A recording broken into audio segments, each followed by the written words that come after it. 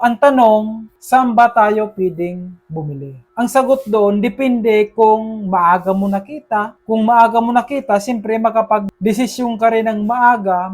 For example, dito, nakita mo na siya dito. Hindi ka pa pabibili yan.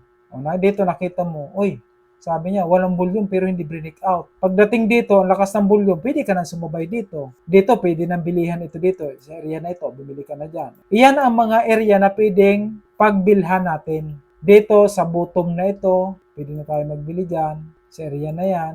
Saka dito sa area na ito. For example, late mo na nakita, dito ka na nakatingin, nakita mo na dito, yung pag-consolidation dito, nakita mo na. Pwede ka na magbili dito, nakita mo, mataas yung volume niya, ito, mataas yung volume niya, breakout. Saan tayo bibili? Pwede tayong bumili dito, no? Buy on breakout, siyempre dito sa area na ito. Pwede rin tayong bumili sa fullback.